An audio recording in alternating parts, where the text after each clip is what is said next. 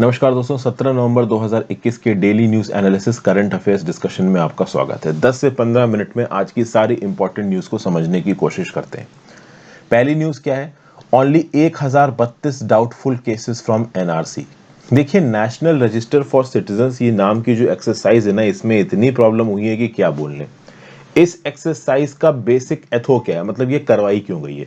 करवाई इसलिए गई थी क्योंकि 1985 में आसाम अकॉर्ड साइन हुआ था, और इस आसाम अकॉर्ड में केंद्र की सरकार और all India student union, all India Assam student union और ऑल आसाम गण संग्राम परिषद, इनके बीच में एग्रीमेंट हुआ। और एग्रीमेंट में ये बोला गया कि जितने भी लोग इलीगली बांग्लादेश से आसाम के अंदर घुसे हैं, उनको वापस बांग्लादेश में भेजा जाएगा।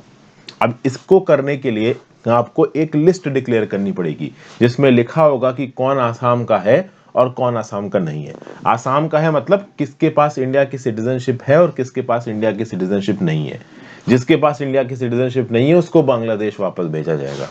अब इसके लिए 3.29 करोड़ एप्लीकेंट्स ने आसाम के अंदर केंद्र की सरकार के पास गुहार लगाई कि हम आसाम के नागरिक हैं। उसके आधार पर नेशनल रजिस्टर फॉर सिटीजन्स यहां पे पब्लिश किया गया। इस नेशनल रजिस्टर फॉर सिटीजन्स में 19 लाख लोग ऐसे थे इन 3.29 करोड़ में, जिनको ये बोला गया कि ये आसाम के नहीं है, ये बांग्लादेश से आसाम के अंदर आए हैं, मतलब they are not the particular persons of Assam. तो ये draft national register for citizens की लिस्ट थी। लेकिन अब जो आसाम की सरकार है वो बोल रही है कि यहाँ पे रीवेरिफिकेशन कराने की जरूरत है। आसाम के वो इलाके जो बांग्लादेश के साथ बॉर्डर बनाते हैं, वहां पे 30% नामों को रीवेरीफाई करना चाहिए, और पूरे के पूरे आसाम स्टेट के बाकी इलाकों में जो बांग्लादेश बॉर्डर के पास नहीं है, वहां पे 10% नामों को आपको रीवेरीफाई करना चाहिए। मतलब जो national register for citizens publish हुआ है उसमें काफी पॉलिटिक्स हो रही है, और पॉलिटिक्स दोनों तरफ से है। कुछ लोग ये बोल रहे हैं कि बहुत सारे लोग हैं जिनको गलत तरीके से आसाम की नागरिकता दे दी जाएगी, एनआरसी की लिस्ट के अंदर नाम देख के, सही नहीं उनको बाहर निकालो। कुछ लोग का ये बोलना है कि बहुत सारे मुस्लिम्स को गलत तरीके से बाहर निकाल दिया गया है, इसको इंक्लूड करो एनआरसी के अंदर। ठीक है, तो काफी पॉलिटिक्स हो रखी है। कुछ लोगों ने तो सिटीजनशिप अमेंडमेंट बिल को एनआरसी के साथ जोड़ के ये बोल दिया कि एनआरसी में जिन हिंदुओं को नहीं जोड़ा गया है, वो हिंदू तो सिटीजनशिप अमेंडमेंट एक्ट के थ्रू आ जाएंगे इंडिया के अंदर, आसाम के अंदर, और मुस्लिम्स बाहर निकल जाएंगे। तो तगड़ी पॉलिटिक्स हो रखी है।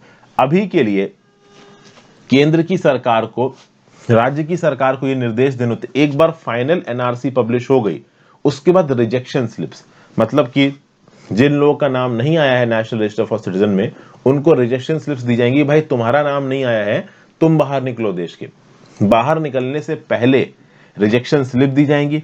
उस रिजेक्शन स्लिप के आधार पर ये लोग फॉरेनर ट्राइब्यूनल के पास जा सकते हैं, और फॉरेनर ट्राइब्यूनल में जाके अपनी गुहार लगा सकते हैं, कुछ डॉक्यूमेंट्स सबमिट करके कि देखो भाई हम इंडिया के नागरिक हैं। लेकिन ये पूरा प्रोसीजर तब शुरू होगा जब आपको प्रॉपर रिजेक्शन स्लिप दी जाएगी। उसके लिए फाइनल एनआरसी पब्लिश होना जरूरी है, और अभी के लिए फाइनल एनआरसी पब्लिश नहीं हुई है। अभी बाकी ही पॉलिटिक्स चालू है। अभी के लिए 1032 लोगों को डाउटफुल कैटेगरी में रखा गया है। मतलब जो डाउटफुल वोटर्स हैं, declared foreigners, reference pending at foreigners tribunal, descendants of D votes, descendant of declared foreigners. तो अभी के लिए office of the state coordinator of NRC Assam ने क्या बोला है कि 1032 केसेस को कंसर्न्ड डेप्यूटी कमिश्नर को रेफर किया गया है under clause 4 of sub clause 3 in clause 4 sub clause 6 of schedule 4 sub clause A 4 of rules of citizenship rules 2003। तो कुल मिला के अभी के लिए इन 1032 लोगों का वेरिफिकेशन किया जा रहा है, इनको डाउटफुल वोटर्स कहा जा रहा है। तो गुस्सा यही आ रही है कि 1032 ही डाउटफुल वोटर्स हैं। अरे जितने भी डाउटफुल वोटर्स हैं, इनका जल्दी आप वेरिफिकेशन करो और डिसीजन लो, फाइनल एनआरसी पब्लिश करो। तो काम एनआरसी के ऊपर काफी धीमे चल रहा है। कुछ कुछ दिन पे एक न्यूज आती रहती, जैसे अभी के लिए न्यूज आई है कि 1032 लोगों का यहाँ पे वेरिफिकेशन हो रहा है। ठीक है, GS paper 1 population and associated issues में न्यूज काम आएगी। वीडियो पे लाइक और शेयर का बटन जरूर दबा देना दोस्तों, अगर अब तक नहीं दबाया तो। और कमेंट करके आप वीडियो के एंगेजमेंट को भी बढ़ा सकते हैं। इंस्टाग्राम पे फॉलो कर लीजिए, टेलीग्राम ग्रुप ज्वाइन कर लीजिए, लिंक नीचे दिया हुआ है।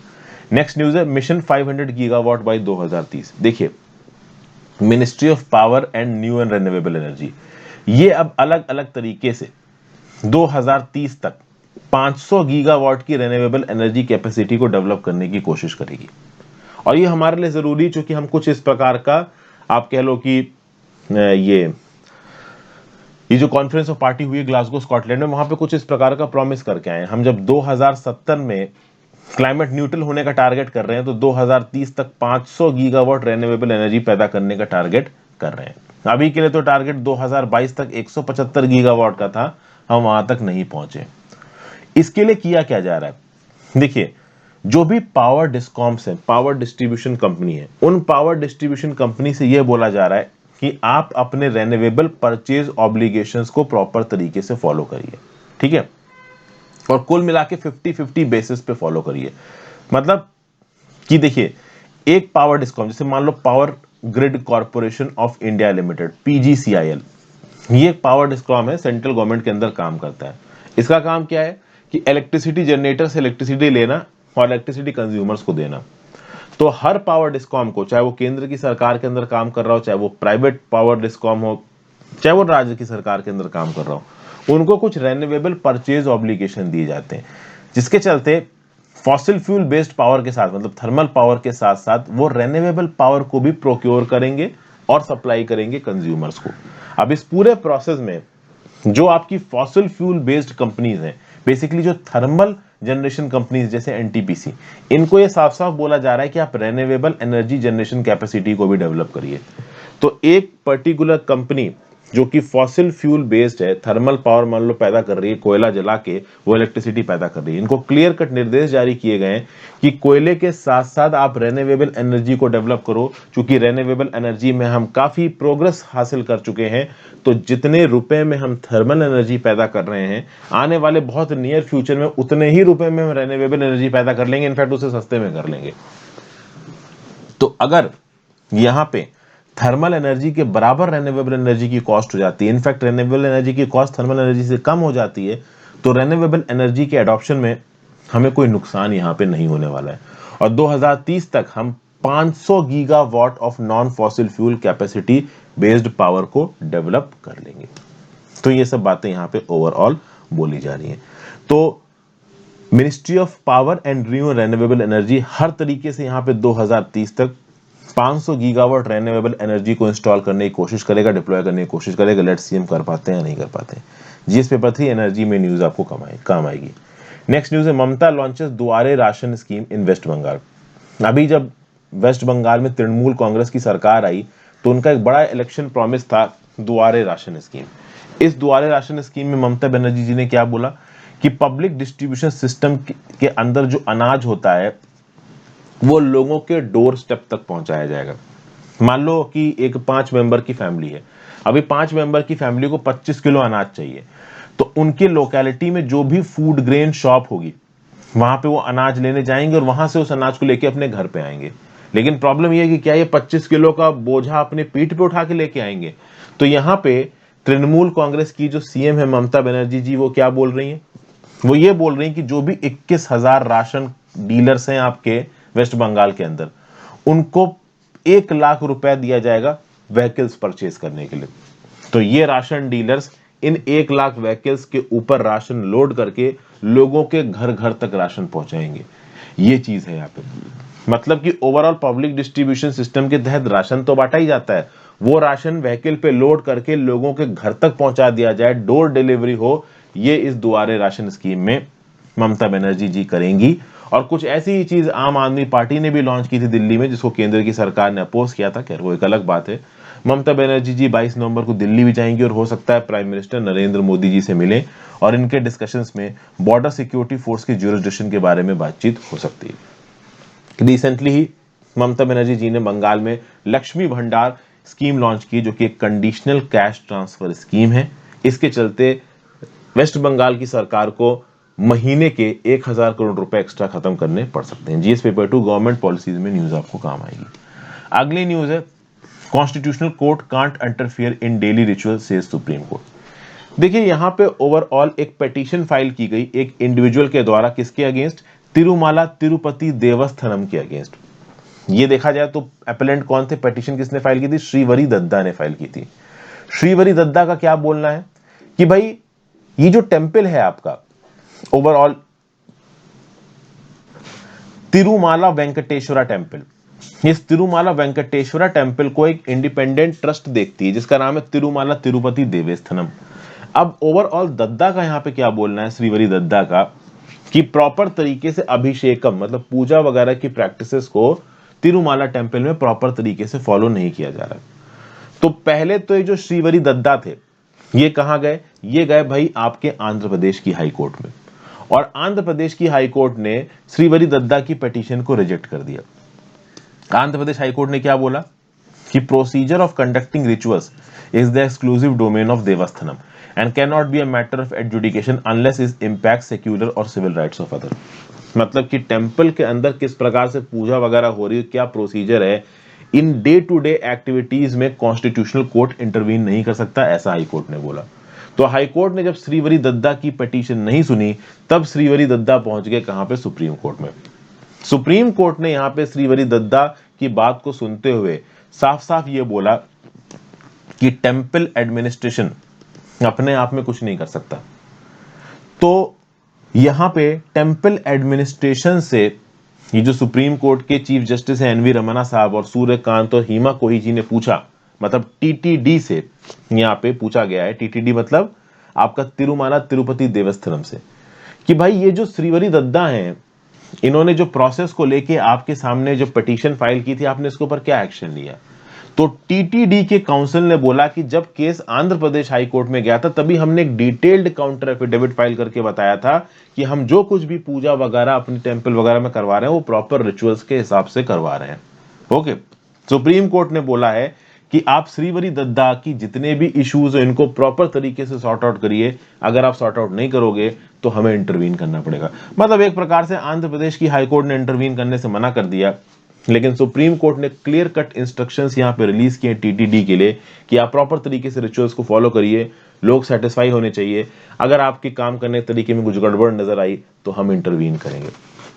तो अगर मैं आपको बता दूं ये तिरुमाला तिरुपति देवस्थानम है ना, ये तिरुमाला वेंकटेश्वर टेम्पल को देखता है, ये सेकंड रिचेस्ट और मोस्ट विजिटेड रिलीजियस सेंटर है पूरी दुनिया का।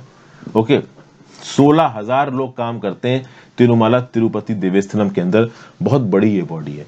1932 में बनाई गई थी as a result of TTD act 1932, और टीटीडी एक्ट 1932 के हिसाब से 7 मेंबर की कमेटी बनाई जाएगी जो कि टीटीडी के डेली के काम को देखेगी।